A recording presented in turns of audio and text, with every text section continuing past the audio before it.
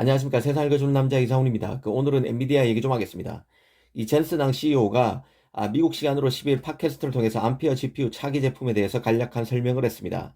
몇 가지 재미있는 포인트가 있는데요. 엔비디아는 여태껏 TSMC 공정에서 만든 12나노 GPU를 주력으로 쓰다가 이 작년부터 삼성 파운드리에서 만든 8나노 GPU를 내놨습니다. 이제 막 신제품이 나온 지 2년 차입니다. 그런데 시장에서는 그간 그 차기 제품이 빠르면 내년인 2022년 나오지 않을까 하는 관측이 적지 않았는데요.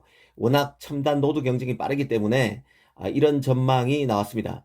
일단 그 엔비디아는 이번 팟캐스트를 통해서 일정을 공개했습니다. 아마 그 5나노 공정으로 만든 칩일 것으로 예상되는 차기 GPU는 내후년인 2023년 첫 선을 보이고 양산은 2025년이 될 것이라고 발표했습니다. 사실 그 AMD도 5나노 GPU를 내년에 내놓습니다. 이 점을 감안하면 엔비디아가 좀 늦게 신제품을 내놓는다고 생각할 수도 있는데요. 하지만 GPU 1등 기업 엔비디아는 뛰어난 설계 실력으로 그간 AMD가 10나노, 7나노 제품을 내놓았을 때도 12나노 GPU로 시장을 지배해왔던 업체입니다. 그런 전력을 감안하면 이런 차기 제품 일정은 고개가 끄덕여집니다. 또 그간 그 엔비디아의 차세대 GPU 코드네임은 호퍼로 알려져 있었습니다. 이 호퍼란 코드네임은 미 해군 제도기자 프로그래밍 언어인 코볼을 개발을 주도한 인물인 그레이스 호퍼에서 땄다고 하는데요. 그런데 그 이후에는 차세대 GPU 코드네임이 호퍼가 아니라 러브레이스로 언급되기도 했습니다. 러브레이스는 영국의 수학자이자 세계 최초의 컴퓨터 프로그래머라고 합니다. 이 호퍼든 러브레이스든 중요한 것은 차기 제품의 사양일 것인데요. 엔비디아는 이번 팟캐스트를 통해서 이 부분을 대략적으로 공개했습니다. 그 엔비디아는 차기 제품을 통해서 일반 GPU 제품과 고성능 CPU를 함께 제공한다는 목표를 제시했는데요.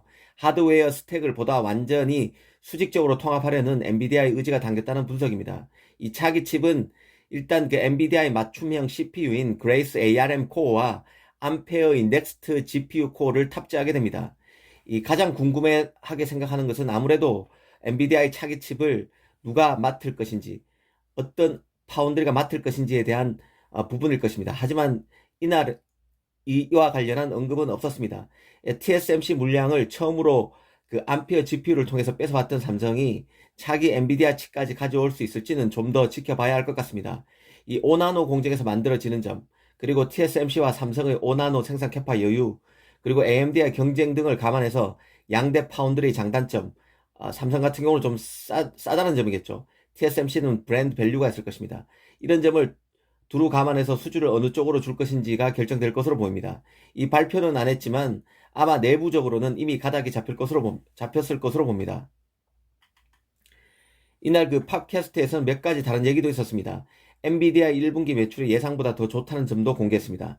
지금 그 GPU 프로세서는 공급이 수급을 못 따라갈 만큼 좋은 상황입니다. 특히 그 이날 발표에서는 암호화폐 채굴 제품 얘기가 나왔습니다. 채굴 전용 제품 매출이 예상보다 3배가량 더 나온 1억 5천만 달러로 집계됐다는 것을 드러냈는데요.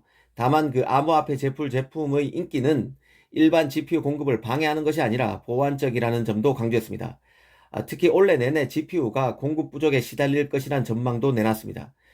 또 ARM 인수와 관련해서도 원론적 발언이 있었는데요. 엔비디아의 CFO가 나섰습니다. 엔비디아가 ARM 인수를 마무리하더라도 ARM의 사업 모델은 유지될 것이라는 점, 또 ARM 인수를 계기로 엔비디아의 아키텍처도 라이선스를 부여하는 식으로 공개할 수 있다고 했습니다. 개인적으로는 엔비디아의 ARM 인수는 가능하지 않을 것으로 봅니다. 아무튼 이런 발표가 있었습니다.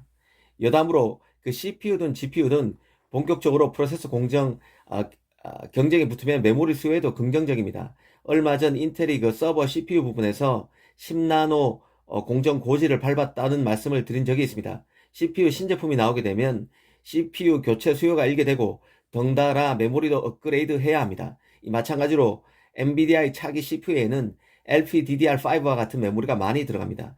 프로세서 개발 경쟁은 결국 메모리 업그레이드 수요로 연결된다는 점을 염두에 두는 것도 좋을 것 같습니다. 오늘 이 시간에는 엔비디아의 차기 GPU에 대해서 살펴봤습니다. 감사합니다.